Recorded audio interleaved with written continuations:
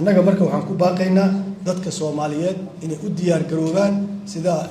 saxaafadkeena ku cad inaan qaadno muqaawamo silmi ah muqaawamo nabadeed maalmaha waxaad maqlaysaan dawladda inay ka qaylinayso codka dhalinyarada oo ay diidan yihiin dhalinyarada inay xaqooda cabiraan inay daroonkooda cabiraan inay dadnimadooda cabiraan inay iska diidaan dulmiga iyo xadgudubka lagu hayo maalmaha waa dhageysanaysaa waxaas oo dhan waa cabsi rejiimka uu qabo rejiimku wuxuu ku taagan yahay cadaalad darro wuxuu ku taagan yahay dulmi wuxuu ku taagan yahay musuqmaasuq wuxuu ku taagan yahay waxaan rabaa laba kalma inaan ka dhaarinta doorashada oo saaxiibka Cabdiraxmaan waa si fiican ugu faahfaahiyay warbixinta annaga doorashada aan rabno waa cadeynay siday u taalana waa cadeynay waana soo bandhigi doonaa laakiin waxaan diidanahay doorashada hadda la leeyahay aadamadooba madaxweynaheedii ah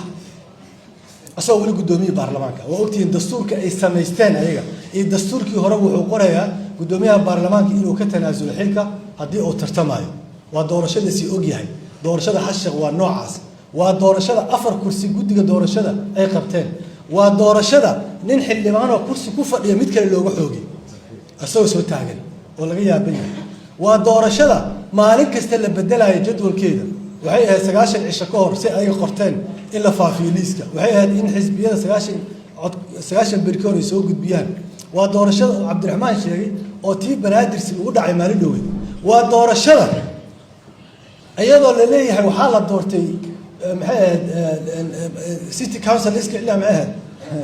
golayaal deegaan oo muunga magacaabaya waa degmooyinka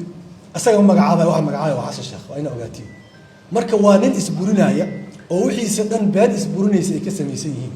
doorasho lama dhaho marka waa dantiisa horaan u sheegna waa qof iyo qoriyo maxaa niri waa qof iyo xasan sheekh midaan diidanahay waa midaas waana ka hortagaynaa waana iska caabinaynaa dadka waxaan ku celinaynaa reer Muqdisho ee lagu cabsiiyay amniyaad haysataan oo dada inka qasaya oo saara linka yeelaya cadaalad darrada dulmiga musuqmaasuqa eexda iyo takrifalka waay waxa keenayo amni darrada midda anaga aan ka hordegaynana oo na diidanahayna waa midaas dulmiga keena amaan xumada dulmiga keena cadaalad darrada waxay keentaa amni darrada midda aan diidanahay waxa waaye aniga aan sareeyo wuxuu yiri abwaankii adraawi nin